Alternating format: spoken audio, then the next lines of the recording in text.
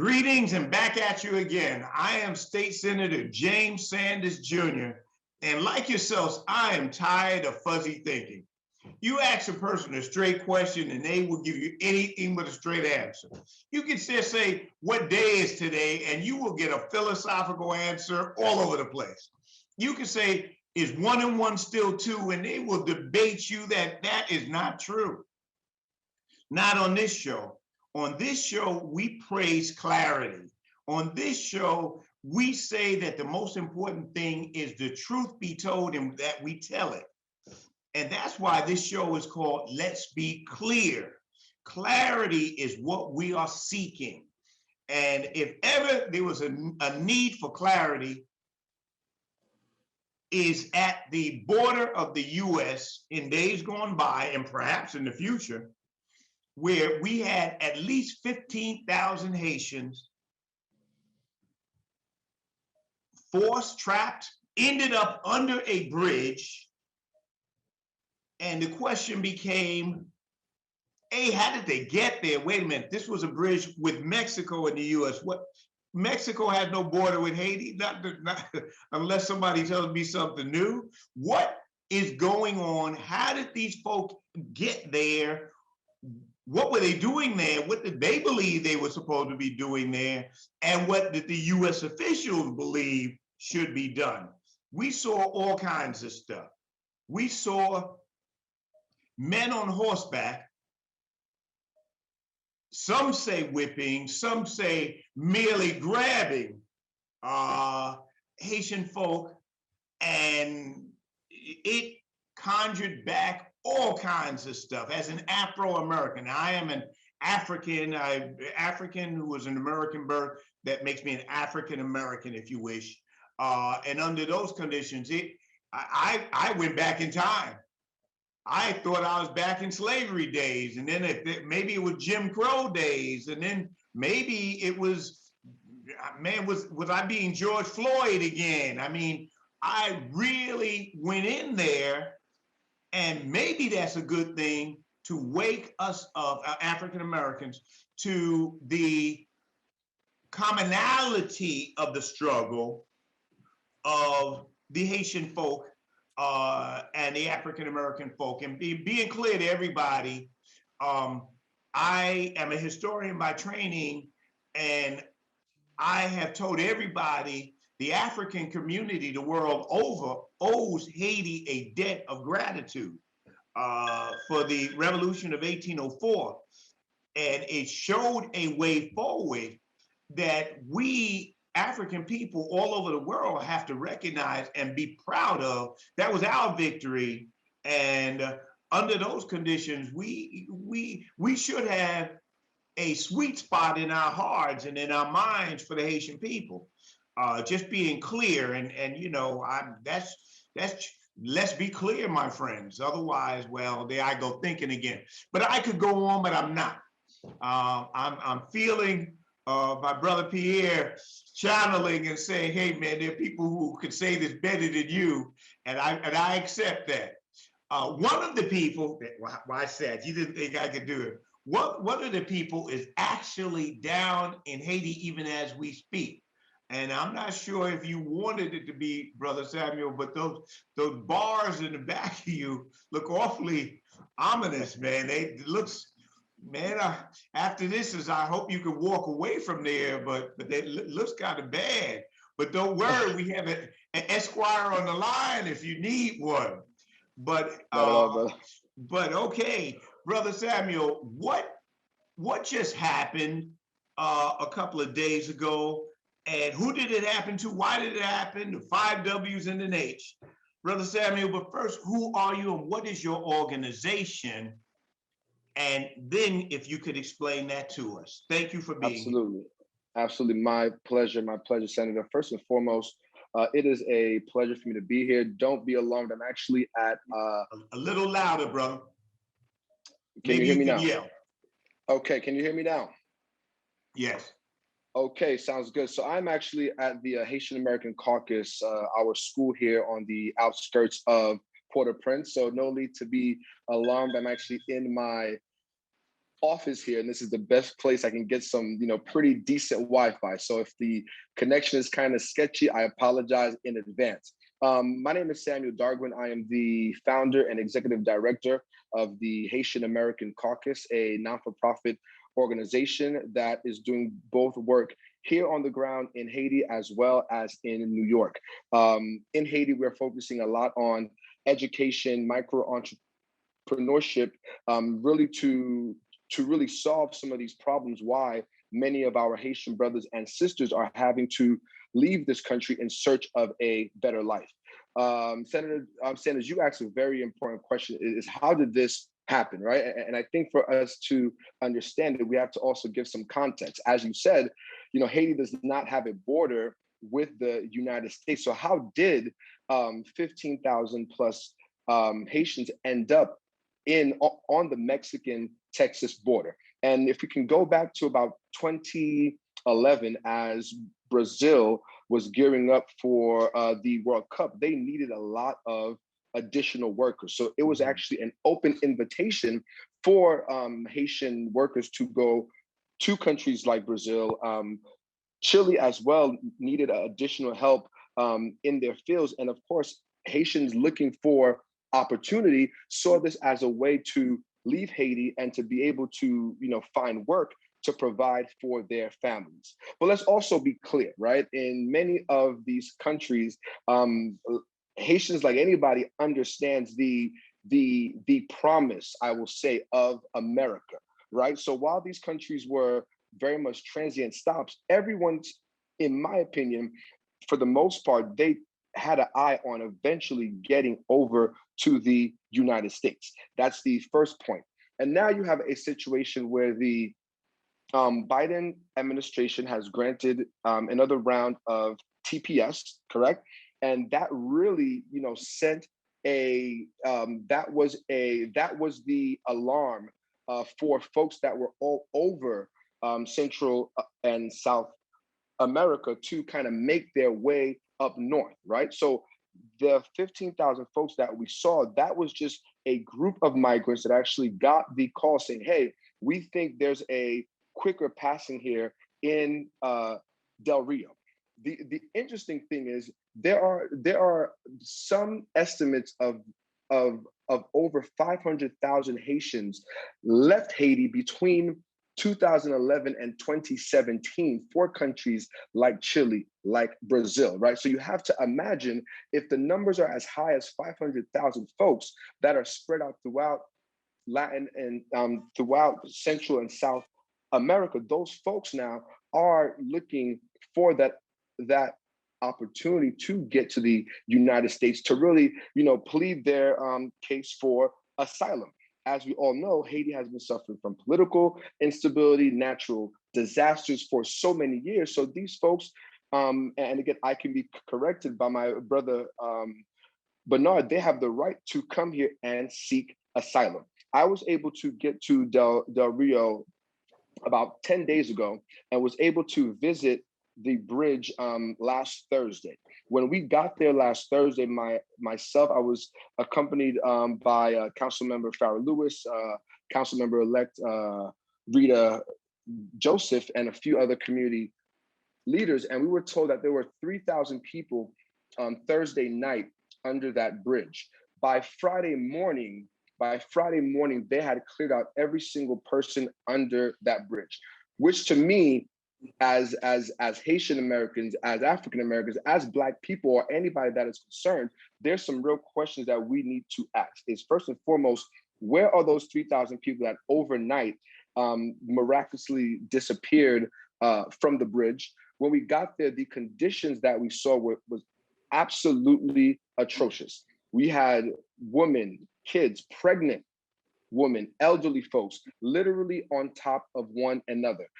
Food was lacking, water was lacking. We were told by a border patrol personnel that folks are allowed to have dry showers. What is a dry shower?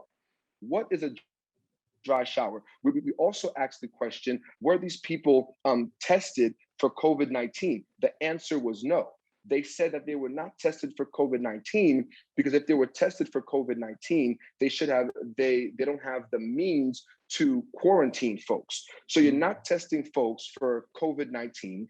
You're sending them back on planes to Haiti untested, right? So what are we saying here as America, right? What are we saying here as a country where historically we're saying, we want, the tired, the weak, there's a place for you here. And then when in talking to these folks and hearing their story, Senator, there are so many horror stories of these folks on the migration route from Chile up to Mexico of women being raped, men being sodomized, children being raped, folks dying on the trails. If you have a broken leg and you cannot continue, guess what? You are left there to die, right? So these folks that are ending up on the border, first and foremost, we need to commend their courage as Black people for all that they've been through, right? And for them to actually get to that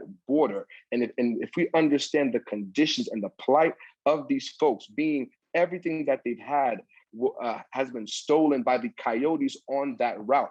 They've had to make so many sacrifices to be on that border. As America, we need to do better. But if Black lives matter, Haitian lives have to matter. And I think, as you said, as the Black diaspora, no matter where you are from, I think that this is, again, relevant to how America honestly feels about people of color. Because I will tell you this, it seems like to me— Brother, I'm going to stop you there because you're saying it so well. And man, my line is just melting from what you're saying.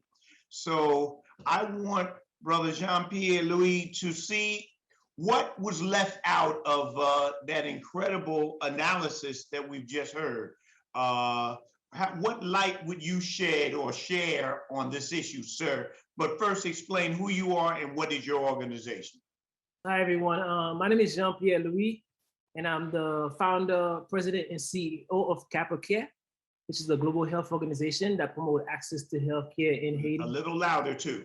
I'm the founder, president, and CEO of CapraCare, which is a global health organization that provides access to healthcare services in Haiti since 2009. We are located in Lake Kai, which is the epicenter of the most recent Haiti earthquake that we all know about. Now, it's unfortunate, Senator Sanders, that you had to stop Sam because Sam was flowing. He was dropping jewels. He was dropping the truth. And as I'm saying this, my skin, you could feel my forehead, all of that stuff, bringing stuff up. Because, man, it's sad. It's sad and it's heartbreaking because no human deserve the type of treatment that the Haitians were getting at the borders of Del Rio. It saddens me because when I came to America in the 1990s, I didn't come here by will. I came here because my mother brought me here seeking for better opportunities, just like those migrants were seeking better opportunities for their kids. I was in the 5th grade in Brooklyn, Crown Heights, and the kids were teasing me, calling me Haitian booty scratcher, go back home. You have HIV, boat people, HBO, Haitian body odor. And I was like, what are those things? And I said to myself, oh no, where I'm from, we don't get treated like this. And you're definitely not gonna bully me. I may not speak English, but you're not gonna bully me. And I said, I'm gonna take your education and I'm gonna make something of it and go back to home. Like you said, for me to go back home and create business, organization, whatever that's gonna be, that's going to create jobs in my home country. I was 9 years old. I didn't know nothing about, Nelson Mandela, Malcolm X, Dr. Luther King, and none of these folks. I only know a little bit of history about my country, where I come from. But I know one thing is that where I come from, the community I come from, my grandmother would never allow any of us to be bullied by anybody. And before I left Haiti, she said, where you go, do not let anybody bully you and walk with your head up. And if you can't make it there, you come back home. So for me to see what's going on right now, it's really devastating. You know, when the movie come out a few years ago, and we were all talking about Wakanda Forever, Haiti is that Wakanda Forever. And it's not, I don't even say it in a way of joking. No, Haiti is the Wakanda of the world. Right.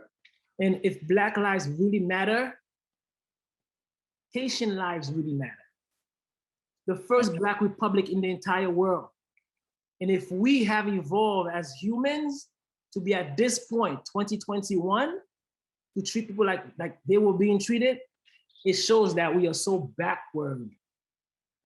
As any human being that treats another human beings like that shows that you have not evolved to understand what a human being is. And for this country, which says, like Sam was saying, leading to, bring me your poor, your sadness, the statue of liberty. That's not the way to do things. That's not. And if I could bring all my people back home, I would.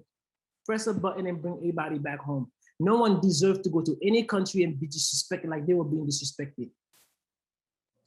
And this country is built on immigrants. I bet you every single one of those patrol officers who are on that horse have immigrants that came to this country. Their parents, their forefathers came to this country. They didn't get that kind of treatment. That's right. I'm gonna leave it right there so we could, continue the conversation. But this is very emotional, and so let's be clear about this. It's not right. It's not fair. It's injustice. Let's also be clear about this. This is not done by only Haitians. Haiti, Haitian, I would say it, plays a major role in where they are today. Our leaders in Haiti play a major role where we are today. Our Haitian folks play a major role where we are today. But it's not only us. And even when we try to get our act together, there are external factors that plays into this. And it's a direct result of this. When you play in people's business so much that they can't live where they come from, where do you expect them to be? Where do you expect them to go? They're gonna come knocking at your door. If my neighbor keep messing with me and keep not making my home where I live to be a safe place to be, you running me out my house, I'm gonna come knocking at your door. And that's what happened. Well put.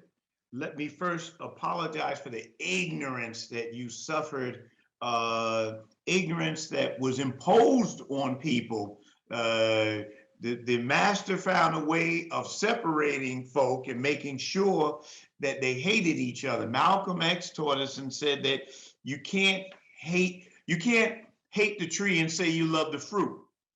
That it's just one branch of the tree saying that the other branch is no good.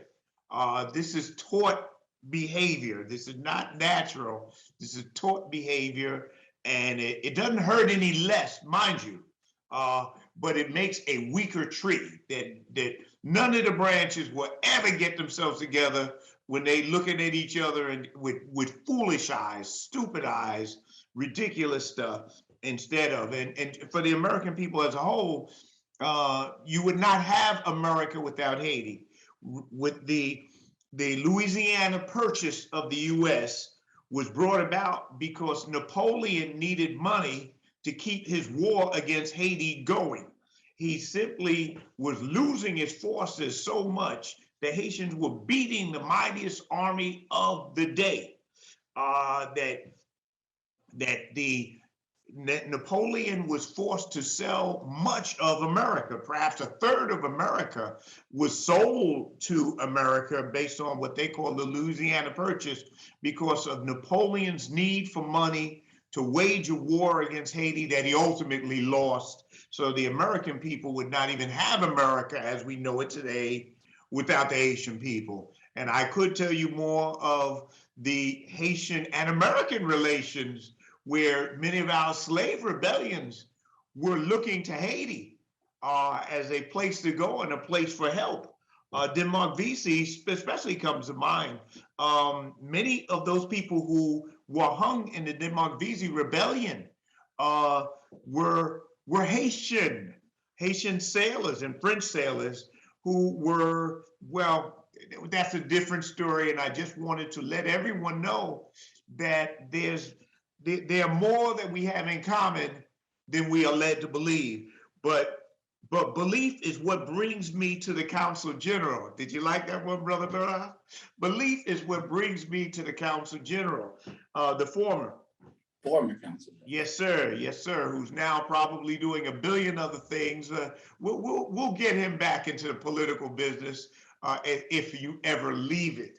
Now you have a tough road ahead of you, my esquire. You have to explain who you are, what you do, what you're up to, and then you need to explain why we ended up at the border to begin with. Yes, we got to the border, but what did people believe? There were beliefs afoot, and since I have put words into your mouth, I will shut up so I can hear some of these words back. My former Consul General, good to see you here too, sir. Good afternoon to all, and thank you for the invitation. It's a pleasure to be here. Well, my name is Peter Helder Bernard. I'm the former Consul General of Haiti in New York, New Jersey, Pennsylvania, and Connecticut. I'm also an attorney. I'm a practicing attorney. I've been practicing law throughout the United States, primarily in New York and Florida, and New Jersey for the past 21, 22 years. Founding partner of the firm of Bernard and Yam, which has and we specialize in issues of regarding immigration, for instance, and so on. Criminal and civil alien defense is what we do mostly here from my office in Florida, where I am today. Now, I want to commend and congratulate my brothers here, including you, Senator, for having this forum. It's a great opportunity for us to express ourselves. Too seldom are Haitian voices not heard, and too seldom are we perceived in ways which are possibly and definitely not correct in terms of who we are as Haitian. My brothers have said it so well. Haiti has redefined what it was to be a human being. Mm-hmm. Haiti has brought the Black race into humanity. Before Haiti, Black people were not considered full citizens here in the United States, of course, and not full human beings. So we have, in fact, Haiti was, in fact, like my brothers have said here, a beacon of hope for all slave population throughout the world. Haiti was that beacon of hope, that dream, that ideal that we Black people could actually achieve freedom and liberty. Haiti has fallen into despair. Haiti has fallen into indignity in the past, especially in the past century, I would say. And I would say most so because from 1915 to 1934, Haiti had the American occupation of Haitian territory, and we are still within the era of that occupation. Believe it or not, the American influence from 1915 to 1934 still exists today, and it is a constant of Haitian life. Now, we must also recognize that the shepherd of the sheep have become its wolves as well. The leaders of this country have betrayed the people. The leaders of Haiti betrayed Haiti. And this is where I come from when I say myself, I'm part of a group who has always believed in the emergence of a new class of leadership, a new generation of leadership, armed with a different vision, a new savoir-faire, a new leitmotiv, a new determination to bring new blood into the vein of this still young republic. Today, while we recognize the right of any nation of this world to defend its territory, to defend the sovereignty of its territory, the United States was perfectly within its right to ascertain and defend its to protect the integrity of its territory. However, we do say that there is a humane way to do it. And there is also, we must also abide by international law and international conventions to which United States, for instance, and other countries are signatories. What happened in Rio, in Del Rio, Texas, was not just the making, I don't believe, and I never say that it is not the creation of the United States of America, and it is not the doing of the United States. We Haitians have to take responsibility for what we have turned the country into a hell for its people, and making it impossible for them to remain and to survive and to live in peace and harmony in their own country. This is what we have made Haiti today. Haiti is a dream shattered for many. In Haiti, I like to say that people are living in exile in their own land. They're living in exile. They are marginalized from society. There are many Haitis within Haiti. There's not just one Haiti. There's a Haiti for some group of people. There's a different Haiti for another group of people. And there's a Haiti for the masses of the people. So until we can reconcile these Haitis and make a true nation, Haiti will continue to suffer the consequences that we see. Haiti today must reconcile with itself. I believe that Haitians must redefine themselves, around themselves, and for themselves today, and to present ourselves to the world in a new light. Now, today, this is the opportunity. I believe out of all tragedies may grow and come opportunities. We did have such an opportunity during the earthquake of 2011. And fortunately, as I stated earlier, the shepherds betrayed, they became the wolves of the sheep, and they betrayed the people. Today, again, there is a resurgence, an emergence of dignity within the Haitian people, wanting to do for themselves again. And this is true. Looking at my brothers who are doing so well, they have said it so eloquently. I could not have said it better. I believe that this is our time, this is our moment, and we must seize this moment once more. Seize this moment, understanding one thing, understanding that this is the time for us to be able not just to look at the world and say in terms of just words, but to be able to conceive new ideas, to think new thoughts and conceive new ideas, to travel new paths, rather than to revisit the paths of the past, thinking that these are the only path which can lead us to a different outcome. In fact, Einstein said it better than all of us here. To continue on the same path is what stupidity. I can't remember how he said it. So I believe that today we have to be able, willing to explore new path and conceive new ideas. For Haiti shall not perish from the face of this earth. Thank you, John.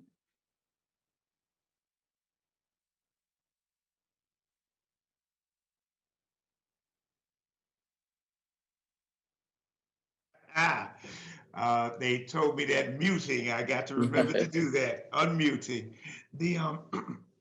The definition of insanity is doing the same thing over and over. And expecting exactly. a different result. Now, it's necessary, and Brother Samuel, I'm coming at you with a hard question. I'll give you a few seconds to think, and my question is, what should be done about this in terms of Haiti and in terms of the U.S.? So you're going to solve what the UN can't, and you're going to have a few seconds to think about it. Let me also say that to understand Haiti and to help solve this, if France would just give back the money that it blackmailed Haiti for, that would be a big step forward in it. Of course, Consul General, you said it well. We don't want that money given back yet. We have to have a democratic government to make sure that the people get it. Otherwise, we did not solve the problem. we made it worse. And it's necessary to remember the big power interference that has been going on with Haiti. This is not just the Haitian people. The history of Haiti is replete with French interference, American interference, and other interference of them picking sides and making sure that the Haitian people can't stand on their own feet, and finding governments, quislings, willing to do their bidding rather than the bidding of the Haitian people. Now, I bought you a little time, Brother Samuel. Now I am ready to hear your solution, and I'll tell you what, since you're in Haiti, I want you to give me the Haitian solution, and you will lead off, and don't smile, Brother JeanPierre. It's coming to you. You're second, and Council, you're gonna have that answer third, and then I will give American solutions. I guess I would. Although, let's be clear. Wait a minute. Each and every one of these people can do it. Give that one too, my friends. Each and every one of these folk are an American. So let me be very kind of clear on this one. But let's go there and hear solutions for Haiti. Brother Samuel.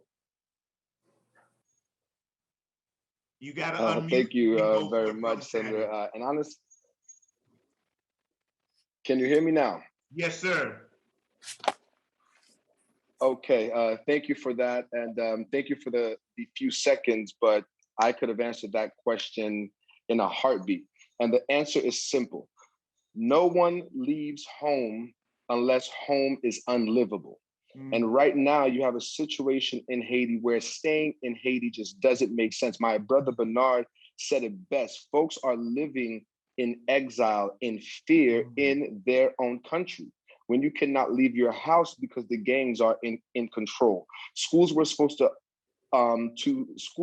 start here in Haiti September 6th. We had to move the opening of our school here in Haiti to October 4th because of gang violence. So the first answer is, as my brother Bernard said, there needs to be a new way forward from the Haitian people. What we do not need any, in my opinion, much American intervention, because again, that's happened several times, and it seems like there hasn't been much of a result. It has to be a Haitian solution for Haitians by Haitians. And then let's be clear, as this is the name of this podcast, let's be clear. The United States policy towards Haiti has long been one of which they are having the rest of the world, especially the Black world, understand this is what you will look like if you decide to call yourself free. Because let's be clear, when Haiti got its independence in 1804, it was not simply about Black folks being free. Haiti disrupted the economic system of the world. So in doing that, the United States did not want Black folks who were still not free, knowing that there were Black folks in Haiti calling themselves free, in Mississippi, in Savannah, Georgia. So the US, even from the time of Haiti's independence, strategically created a way to blockade Haiti out of commerce and so many different things. So the other solution is that the US, in many ways, while in the forefront, they are speaking of this, the United States is a friend of Haiti through the, but in the back door, there's so many policies that are hurting this country. Let me give you a very clear example of this. Haiti was able to produce its own rice, right? US subsidized rice is now coming into Haiti. Haitian rice farmers cannot compete with that. So you're saying on the front end, you're a friend of Haiti. There are these USAID programs supporting agriculture in Haiti, but Haiti is your second largest importer of rice. Something is not right in the policies. So we have to be clear, while there's change that needs to happen in Haiti, our politicians need to straighten up. There needs to be a Haiti where the Haitian people come first, we also need to recognize the hand that the United States and a lot of different powers have played in creating the condition that Haiti is today. Well put. Working with this mute business. Brother JeanPierre Louis, you're up, but you got to unmute yourself.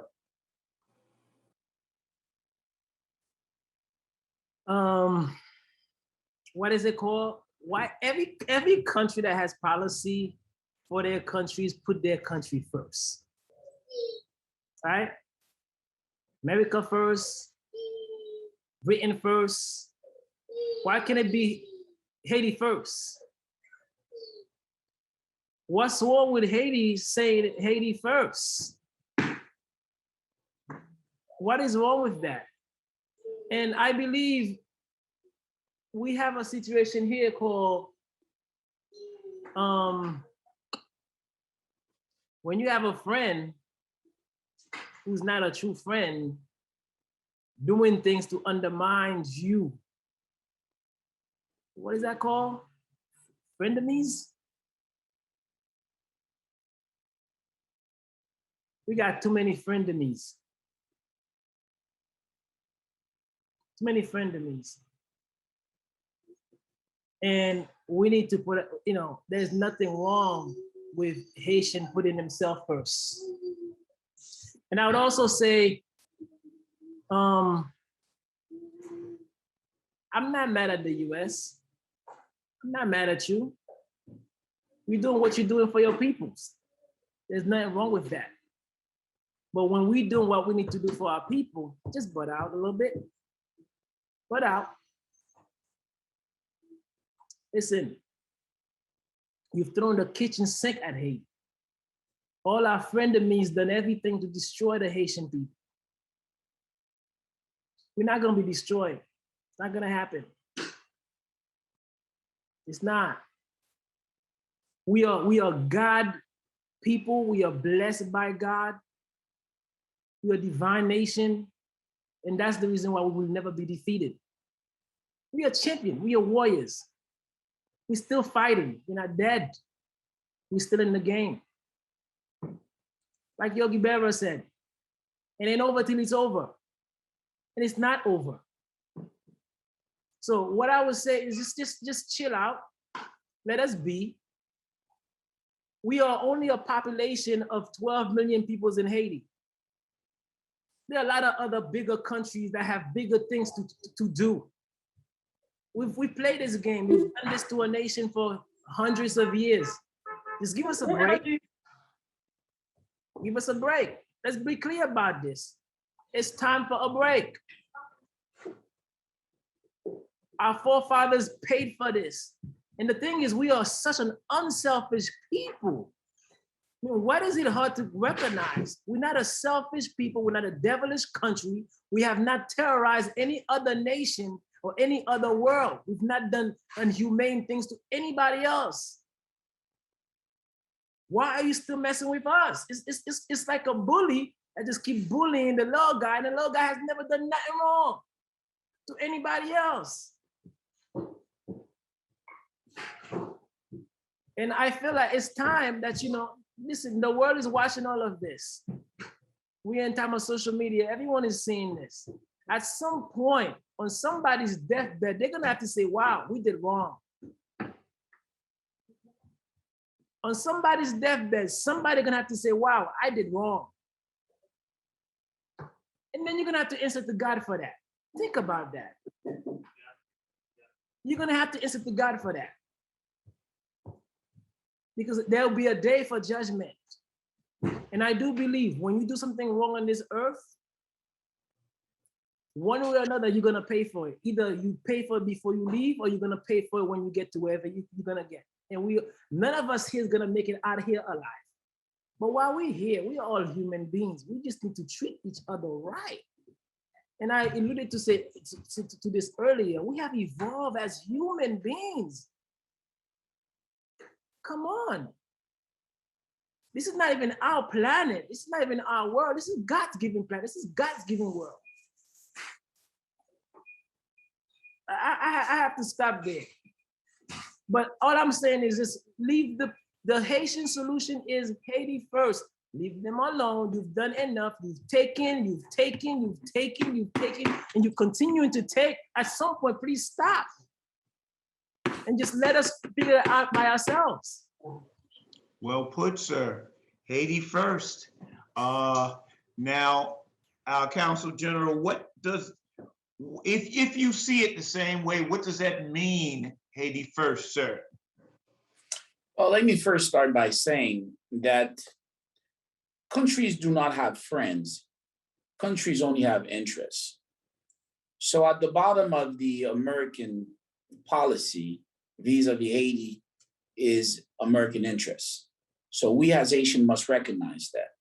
We in turn must develop a different form of relationship with America.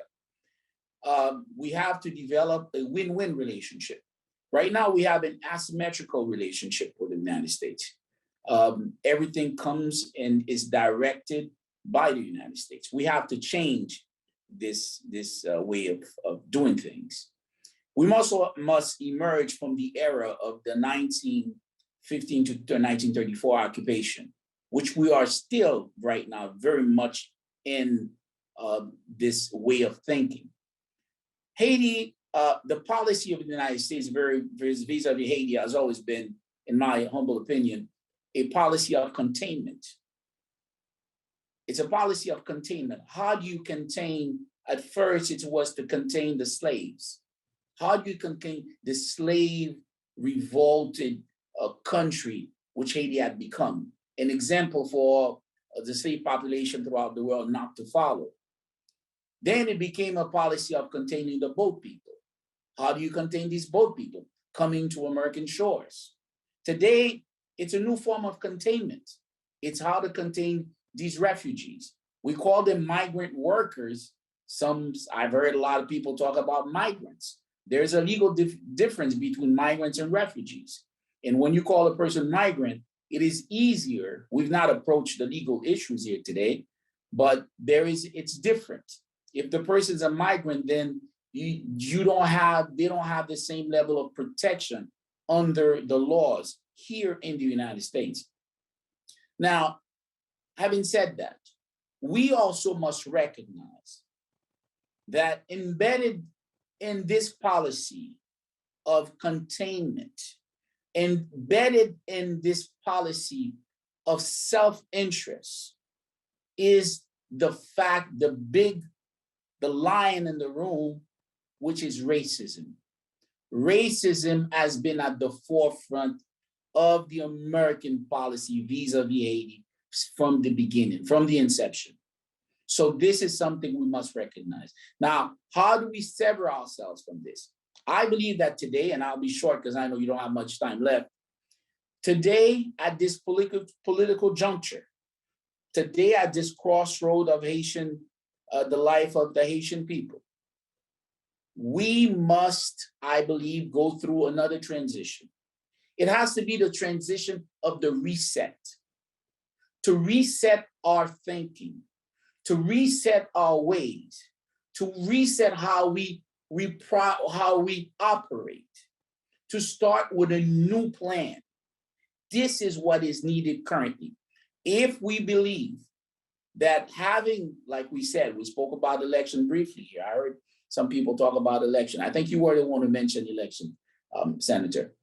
Elections today immediately, I believe, will not be the solution. Before we arrive at these elections, the Haitian people must arrive at a consensus among themselves, for themselves, around themselves. They have to come to this agreement how they want to live. And this is what I call the Haitian solution. If we allow them, if the Americans don't interfere and allow them to be able to reach that solution among themselves and provide assistance where, technical assistance where it's needed, I think that Haiti will have a chance to succeed. Well put, sir. to pick up on your, and I was going to speak to it, but to pick up on your analysis, America, you have to remember that America finds itself at crossroads today. Even look at the name, even America is, we should be saying the United States because there's a whole bunch of America, but the hubris of one part to believe that it is the, well, there we go thinking, one at a time, I guess. America finds itself at a crossroad. Many white Americans are very much at unease and downright afraid. The studies have shown that America will not be a majority white country as of 2050, which is in most people's lifetime, or many people's lifetime, hopefully my own. So under those conditions, people are concerned. And it has led to a thinking that started in the far right, a sick thinking, a twisted thinking that has started in the far right that had migrated to the American Republican type thoughts called the Great Replacement Theory. The Great Replacement Theory. Necessary for us to understand that they feel, these believers in this madness believe that they are being replaced. White people are being replaced by the elites, the globalists, the Jews, etc. It comes out of that type of anti-Semitic madness and racist madness that the Democrats are importing all kinds of people in here to replace white people at the polls and at other places, and they are fighting back on it. This is what you saw in Charlottesville and other places where you saw these right-wing thugs marching around with torches talking about, you will not replace us. Jews will not replace us. Now, the antithesis of white America is Black in their minds. If they see America as white, then Black is the opposite in their minds of this. And when they see Haitians come in, they see their nightmare come true. Their nightmare is at the border. Man, sending them people with the whips, man. Their argument is there wasn't enough whips issued. The madness of the right wing, the madness of America, of part of white America wrestling with itself. And this madness seeping into the body politic. It's seeping from the far right Nazis and Klansmen. It has entered into the body politic. Look at Tucker Carlson and other commentators on major media who nightly are speaking of the Great Replacement Theory. So this is what Haitians are bumping into, a part of America which is saying, my God, we are being replaced. Every time we go out, we see more Blacks and more Latinos, more Blacks and more brown and more Asian for that matter. So there's madness afoot. It's not the majority sentiment of whites or anyone else, but it is a growing sentiment. This is why you're hearing folk talk about build a wall and other absurdities. There's no wall large enough that you can build, etc. However, I'm going to give American solutions. Okay, America, you want solutions? I got solutions. Just as in first aid, you're taught, stop the bleeding, start the breathing, check for wounds. That's what we're taught when you're dealing with a system in crisis. You're supposed to stop the bleeding, start the breathing, and check for wounds. Now, the first part of this, if America truly wants to help Haiti, now I'm assuming that there is goodwill on both sides. I'm assuming that we really want to do this. The first thing you have to do if you want to stop the Haitian folk from coming here, America, and stop them in the positive way, mind you, by helping the people, first thing America has to do is help with public safety in Haiti. Help stop the gangs and the anti-crime, because if you don't have public safety, you can't build, you can't do economic development. You can't do any of these things if people are scared to live, if people have a real fear, then none of the rest is possible. The first thing they have to do, America, is a true crackdown on crime, as in the big gangs, as in all of those type of things. And that means aiding the Haitian people here, creating public safety. The second thing that America must do is work on the issue of true economic development. And I am speaking about development from the grassroots up. I'm not speaking of the elites, whether they are Creole or whoever. I'm not speaking of elites. I'm not speaking of the families that are there already, that it can be argued that the money is going into their coffers rather than the Haitian people. Nor am I speaking of America's creating outside organizations or helpings and weakening the government at the same time, where the government, why go to the government if you can go to outside organizations, and that leads to a weak government. The third thing that we need to do, and I'm speaking of an economic development, helping farmers. Many of the Haitian people are farmers. You got to help farmers. Yes, we have to get rid of these tariffs that support, that kill Haitian products, and we have to make it tariffs favorable. If you want to give aid to the Haitian people, buy Haitian rice, buy Haitian products. We don't need to flood in things that can be raised there. You may, if you want to help America, speak to cooperative movements, aid the Haitian people using the most scientific ways there are to work on reforestation. There's been great devastation. We can reforest, we can replant. There's a bunch of things that can be done, that you can give money to everyday people, build back Haiti, and even fight global climate change. We could do incredible stuff if that were our wish. Yes, work on tariffs and things of this nature, help the industries, and insist that a portion, if we do work with the bourgeoisie or whoever, the owners there, insist that they pay living wages to their workers, and at the same time, a portion of it should go into the cooperative movement so people can build for themselves if they so choose.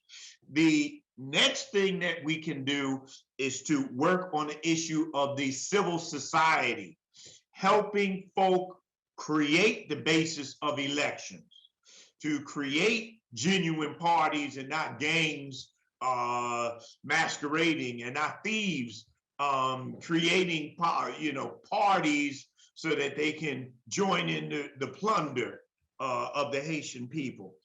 We can work with civil society, the Haitian NGOs, non-governmental organizations, etc., to create the parties that need to develop and support those who are there. I'm not saying that there are no Haitian parties that exist today. I am saying that all of it, the people themselves must choose which are these parties that represent them for their interest. The final thing that we can do, we America, is the issue of immigration. We do have to tackle why is Black immigration considered, Black of any type, Africa, the Caribbean, any type, Why do we put higher impediments on Black immigration as a whole, and Haitian in particular? But I would argue that if it were a bunch of Blacks coming in, I mean, you've seen this with the issue of Cuba. The Blacks in Cuba even had trouble coming while the whites were allowed. So America really has to grapple with the issue of immigration in terms of people of color in general and Blacks in particular. And we, the American people, have to grapple with this madness of the great replacement and say, you know, that is such madness. Immigration has made America a great nation, and the Haitians who are here already have shown by being doctors, lawyers, by being incredible nurses. But man, if you take the Haitians out now, what are your hospitals gonna do? I mean, you really, America, you really gonna have to look at this. It's easy and cheap to say, send them back home. But what effect will this have on your economy today? And then go a step further, they all home. They all home. And they ain't going nowhere. And we're not gonna sit up and allow it to happen. The African American, we're not gonna be dumb like we've been in days going by, brother JeanPierre Louis, like we've been in days going by, blind to our interests, fighting against our interests, and wondering why we're not making progress. If the left hand fights the right hand, how are you going to move ahead? How are you going to do stuff? No. We've done stupid stuff. Now let's do the African as a whole. Let's do some smarter stuff. Let's understand that we can contribute. We have contributed to the world. We have contributed to the U.S. Now let us contribute to ourselves also. I would suggest to you, America, that if you took those steps, public safety and anti-crime, true economic development in Haiti for the Haitian people, free and fair elections not for an ignorant mass, but a educated electorate. And they don't have to have PhDs or JDs. They do have to understand elections and the consequences thereof. And then work on a fair immigration policy that has people understand that you could come in here in a rational fashion. You will not have people risking their lives from one continent to the next, from South America to North America, risking their life at every step of the way. We'll never know how many people died. We'll never know how many people were raped. Never know how much wealth was lost. We'll never know how much trauma these children and people have gone through. We are enriching coyotes. We are enriching these drug gangs, whether in Haiti, Mexico, Colombia, or wherever that we claim that we want to fight against. Now, I've said a mouthful. I'm going to let you have a response to my mouthful, and then I'm going to let you have your final word here. We'll go back to Haiti, and you were first. I said a mouthful, sir. Help me get my foot out my mouth and unmute. Absolutely. Those are all great points, right? Those are all great points. We need to curb the gang violence. We need to have true economic development in Haiti that puts Haiti first. And America needs to talk the talk as well as walk the walk.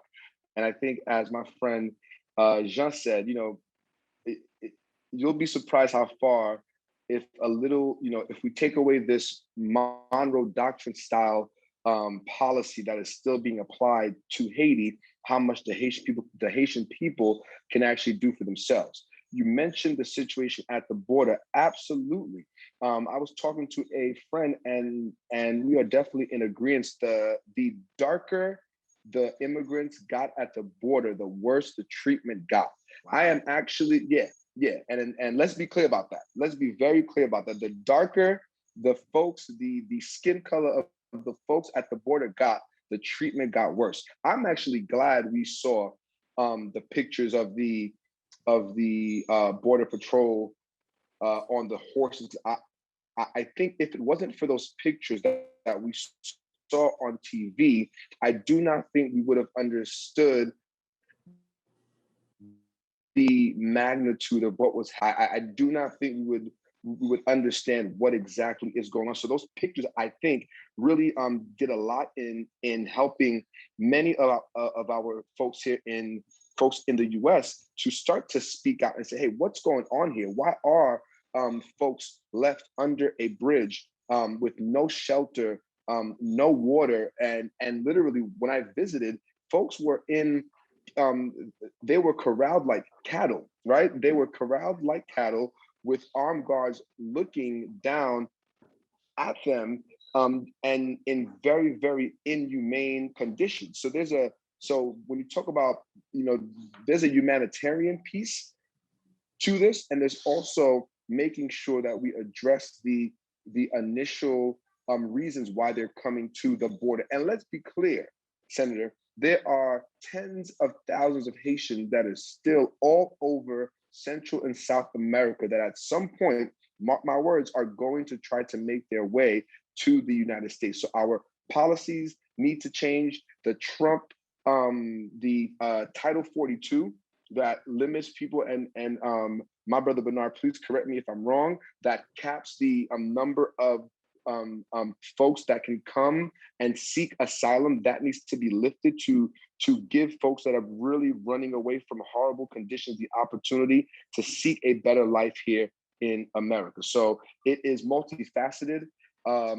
It's multifaceted. America needs to do its part. Haiti needs to do its part as well. But let's not think of this incident at the Del Rio as a isolated thing. There are more folks that I'm personally even speaking to that are telling me, hey, I'm in Panama, I'm in Mexico, I am in Colombia. I sold everything that I had to now get to this country. So now they can't go back to where they originally started. So the situation for our Haitian brothers and sisters, it's bad on the border. It's bad for them throughout Central America as they migrate, and we know it's bad for them in Haiti. Thank you, sir. Brother JeanPierre Louis. You have to unmute. Go ahead. Well, like Sam says, our situation is very complex. So complex, it's actually very tiring. It can actually demotivate you from fighting. However, folks can't go back, right? Folks can't go back. They already invested everything that they had, and they have to move forward. So now it's really do or die.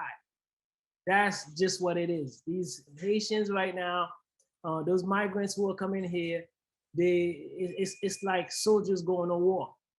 They don't have an exit plan. They just going in, and their hope is to make it to the promised land. The promised land is gonna be over here. I would just says, I believe that America is better. We saw a small group of people treating a large body of people who are seeking help wrong. And I would like to believe that the powers that be are going to evaluate that and says we have to do better, because the whole world is watching. This is the land of the free, the heart of the brave. We have to show that. We have to show that level of empathy, compassion for other human beings. I'm gonna put my faith that this administration will do its best to get it right, and that the Haitian people deserve it. Senator Samuel, you gave a nice history lesson of how Haitians have contributed to America, and that I feel, and we know, when you have someone who's done right by you, at some point you have a debt, and you have to pay that debt back. So I believe America has a debt to Haitian and to Haiti to do the right thing. So I'm gonna leave it at this particular point. Well spoken, sir. Well spoken. Our Consul General, once a Consul General, always a Consul General. So just as I'm a senator, and once a senator, I'll always be a senator. Indeed. But our Consul General, sir. Yes. Okay. Well, I thank you for the opportunity, first of all, for the invitation and all. And I would like to say that today America, I believe, has to change its modus operandi vis-a-vis Haiti in terms of assistance. We need to change this to investment. For every dollar invested in Haiti, 10 families can actually benefit from that dollar. Assistance is definitely, like, no country has ever emerged from underdevelopment with assistance, humanitarian assistance. So we need to change that perception. We need to change that mentality. As far as I would not address the legal process, but I guess it's an opportunity is offered now, talking about Title 42. Title 42, also known 42 U.S.C. Section 265, which addresses this particular situation, is a public health law, which was enacted in 1944 for the purpose of diverting or shifting the authority from the president to Department of Health in terms of quarantining people who came from diverse countries which were affected with communicable diseases. Title 42 was never meant to address immigrants per se. Americans actually were also included in the application of Title 42. Now, when you look at the legislative history of Title 42, you'll come to realize that Congress specifically and expressly avoided the word immigration in the enactment, in the elaboration of Title 42. There was a reason for that. In 1944, remember, the Chinese Exclusion Act ended in 1944. The Chinese Exclusion Act was enacted in 1882 and ended in 1944. During the Chinese Exclusion Act, Chinese people were not, for a period of 10 years, they could not even become US citizens. And for a great majority of this time, Chinese people were actually being excluded from the United States because there was a perception that California, for instance, was populated with too many Chinese, people of Chinese origin. So when Title 42 U.S.C. was enacted, it was enacted with this in mind. And not to forget, we also had the Japanese exclusion cases. So Title 42 was taken. In 2017, you had Stephen Miller, which was the advisor to President Trump, who attempted to use Title 42 in an attempt to give life or to give way to President Trump's policy vis-a-vis immigrants. Now, at the time, many attorneys told him that this could not fly, this would not, it couldn't stand, and they backed away from it. Now, the opportunity presented itself once again in 2020 with with COVID. So they found a way now to put Title 42 to full usage. Now, the Title 42 and its legislative history, if you look at it, you will see that very specifically, it was specifically not supposed to be used in the fashion that it has been used against the great people of Haiti. So this is just for the legal aspect of this. But in general, I will say this. Today, as we said, we recognize the right of any country to protect and to preserve its national boundaries, its the integrity of its territory. However, the United States, like Haiti and other countries, is signatory to conventions such as the Convention 1951 on the status of refugees, the Convention against torture, which I evoke basically every day when I go to court, the Convention on the protection of children. So all of these conventions, we've seen a blatant violation of these conventions through the actions of these of the Biden administration and actually expelling Haitians back, because we must call it what it was. Once a person sets foot on U.S. land, you are automatically protected by due process. You have a right to a fair process. That fair process entails an opportunity to be heard. Now, here in the case at bar, the Haitian, many of these Haitians which have been sent back to Haiti were not given this opportunity to be heard. What should have happened? They should have had what we call a Q&A, a preliminary question and answer. Based on that Q&A, if they said, for instance, they gave any reason for having any fear of returning to Haiti, then they would give him a more in-depth interview, which is what we call a credible fear assessment. A credible fear assessment is based on this person's reasonable fear of past or future persecution. After, if they found to be credible, then they would move to, the case would go before a judge. This is a case that is presented defensively, and it's an asylum case presented defensively. An asylum case can be presented affirmatively, defensively, or you can have, just like in the case of TPS, the government just giving a protection to a group of people because they believe that the people from this country deserve protection. So there are three ways, actually, if I can rephrase that a government can actually, U.S. government can ascertain protection on people is affirmatively, defensively, or by the outright protection under TPS. Now, this was not given today to the refugees at the Del Rio, Texas, because a great number of them were returned. And from what I've heard, they also had they had not even signed. In these countries, you have what we call expedited removal orders. But in order to get an expedited removal order, the refugee usually signs the order agreeing to return to his country. Many of them have not signed this. But I will say also, most importantly, to place the blame where blame must be put. I, as a former consul general, I understand that the complicity of the Haitian government in the return of the refugee. We must not underestimate this. This is extremely important. No person can be returned. The United States government could not simply take thousands of people, put them on different planes and return them without the acquiescence of the Haitian government. If the Haitian government, I said, I'm not ready to receive them, they could not return them. And second of all, I've heard about the situation of people who are not even Haitian being sent back to Haiti. This is even bigger. So in other words, you have, but this responsibility is not really the U.S.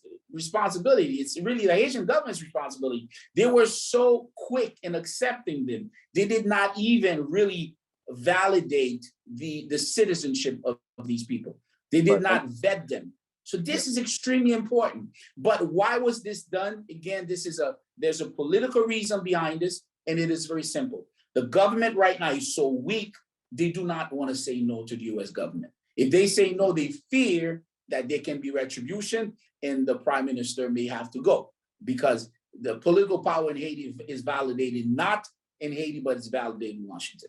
Thank you. Correct. Yep. And many of the kids of these migrants were born in Chile, were born in Brazil, and they're all being sent back to Haiti as well. And then you also have a situation where, once these folks arrive here in Haiti, they're given the equivalent of $5 to get back to wherever they have to go. It's complicated. It's complicated. Yeah. Well, I'm going to make it simple in one sense. I'm going to speak for a few moments, and then I'm going to let you get your 30-second conclusions, my friends. So you'll work on your words and work on your thoughts. I'm only going to speak for a minute or two. I'm going to say that Martin Luther King taught us that every day is the right time to do the right thing. And that in one sense, I would argue the solution is not complicated. We just came up with it right now. The implementation, the will to do it is the difficulty. The solution is within hand. They could take my steps or other steps. I'm sure that there are greater minds who spend more time and can come up with stuff. I do want to draw attention to people that that in terms of the African American, we should get flashback something awful. This wasn't, seeing these men on horseback was not simply a question of slavery. Yeah, we had to deal with it then, or anything. This is the civil rights struggle where the horses were used against us too. And we should get that flashback. Selma Bridge is not that long ago. We were there, and you have to remember, both sides need to understand that it was the struggles of the civil rights, the African American struggles, basically for civil rights, that allowed people of color to get into this country in big numbers. 1965, 1964, 1965, those struggles opened the doors. And even today, when you speak to African people, Black people from who migrated here, notice that nobody's family was here before 1965. Everybody came after that. If not the struggles of the African American, we would not have allowed our Caribbean brothers. This system would never have allowed them here in real numbers. There was a trickle that was always allowed, if you wish, but that trickle became never a flood, but a decent water after 64, 65. The African American struggle for civil rights opened the doors to our Caribbean brothers and sisters, and both should thank each other for that. I will conclude to the African American by saying, if the horses haven't awakened you, then you'll see them use dogs next. I mean, an animal is an animal, and if horses did the job or did not do the job, you will see them use dogs. And if that doesn't wake you up, I don't know what will. You still have people trying to get here, because the bottom line is the horses and hell that is awaits them is nowhere near the hell that's driving them, propelling them.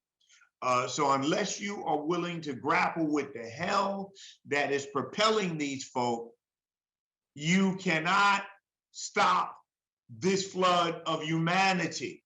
You can't do it, because what's driving them is worse than whatever you got, which means that you will continue to lose your humanity by trying to stop them. You'll have to do dogs, and what after dogs, you'll have to increase a race to the bottom. You'll have to lose more and more and more humanity to stop this flood of humanity, unless you want to deal with the cause of the problem, and that is underdevelopment. But I mean it in the Dr. Walter Rodney sense of underdevelopment, meaning that they are being underdeveloped. It's not that they found themselves or whatever, they are being underdeveloped. And until we deal with that issue of underdevelopment, that we can't resolve this. Now, I started with our Consul General last. I'm going to let him go first. Finally, the last will be first, and the first, Brother Samuel, will be last. Our Consul General, sir. Well, in conclusion, I will simply state, I will use words that I've used often. And it is, my friends, that while we do not choose to be born in this world, while we do not choose our country, while we do not choose the time of our birth, we do not choose the immediate circumstances of our upbringing. We do not choose, most of us, the time at which we shall die. While we do not choose all of these things, there is some things that we do choose. And we do choose how we shall live. We do choose what is significant in our world and what is tribal. And as we choose, my friends, so are our lives formed. And today, the collective destiny of the Haitian people is to choose and to decide how they shall live. I urge them to visit new paths, to think new ideas, to conceive new thoughts, so that we can have a rebirth of Haiti, so that Haiti may never perish from the face of this earth. Thank you for the opportunity. Thank you, Senator. I appreciate it. Thank you very much. Brother JeanPierre Louis, you're up. You have to unmute yourself. My last word is this. We are here. We are privileged to be here, and we have work to do. And this is a battle that our brothers and sisters needs us to step up as we have in the past stepped up. And we hope that our allies, those who truly believe that justice should be served and that human beings should be protected and the Haitians' life does matter, will come to be true friends and true supporters of this movement for us to help our brothers and sisters who are desperately in need right now to be able to live a better life. And the ultimate goal is to make Haiti a better place to live. Because if there is stability in Haiti, if there is job opportunities in Haiti, no one has to leave. So many external factors that are playing against the Haitians right now, we will continue to do our part to try to make it right. And we hope that friends, true friends, who do care about other human beings will actually come together and say, what can we do to really make this right? Because we can't continue to live like this. And there are other generations that are coming and they're gonna question our generation and says, wow, how did our parents behave? How did our parents act? What did we do? Either that was right or what did we do that was wrong? So I would say this, we have a long way to go, but I definitely believe that if we apply discipline, we apply patience, that we will ultimately get there and we'll be able to live just like every single human deserves to live. Well put, sir. Last but never least, we sure could use some of that heat from Haiti now as it's getting colder up here. Oh yeah. If you could sell that, man, I tell you, boy, these Yankees would be buying it, myself included, by the gallon. Sir, your final words. Absolutely, and it really all boils down to opportunity. It's the reason why my parents left Haiti in the 80s. It's the reason why a lot of these, our brothers and sisters from Haiti are on that border and continue to try to get into the United States of America. Every country does have the right to protect its interests, but I believe everyone is also allowed due process. And as my brother Bernard said, once you're here, you need to be afforded that. And what I was able to personally see on that border was not that. And as my great fraternity brother, Dr. King, would say, injustice anywhere is a threat to justice everywhere.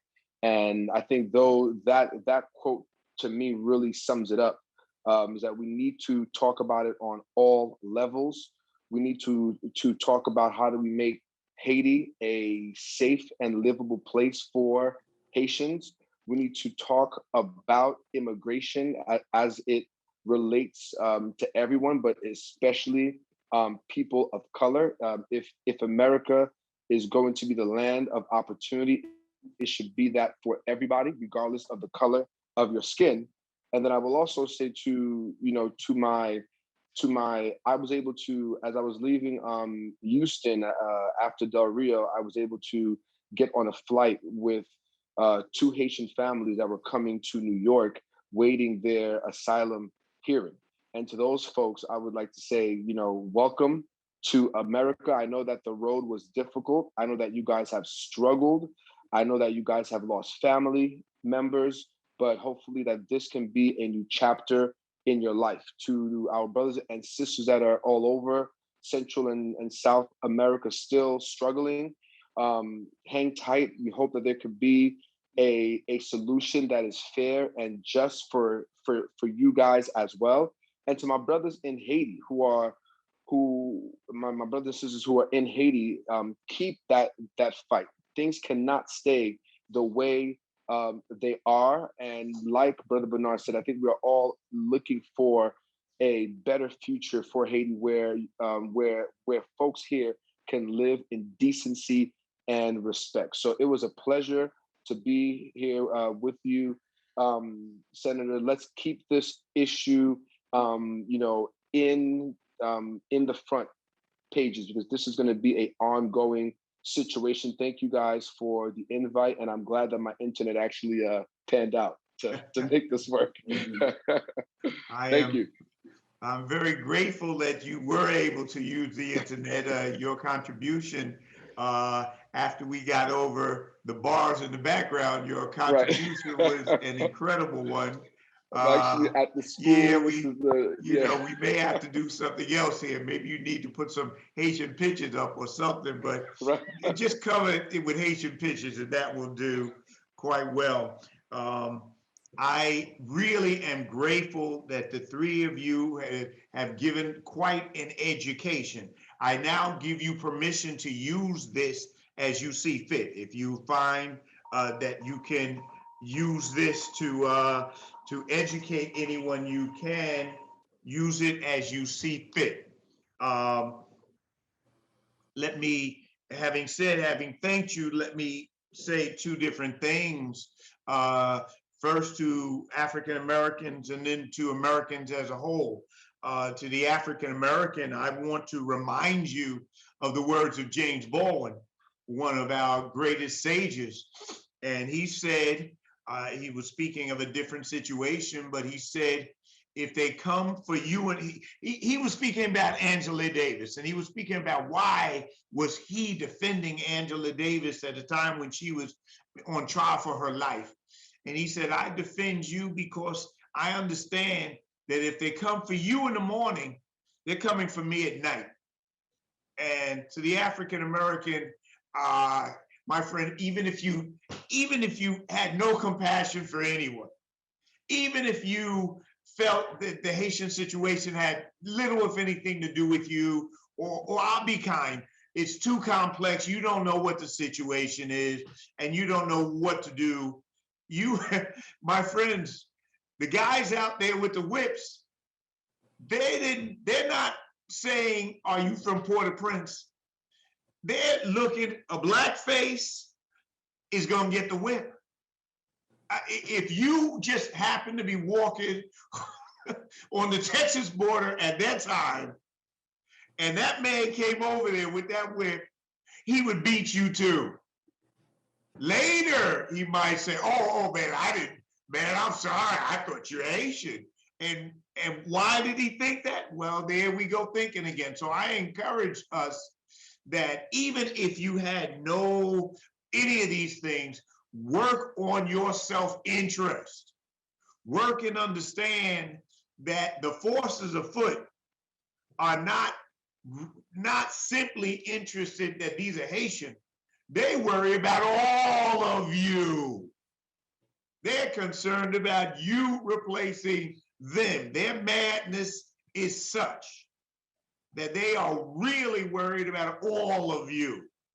And the same whip that they'll use for a Haitian, I assure you, they wouldn't have stopped for a second to use it on you.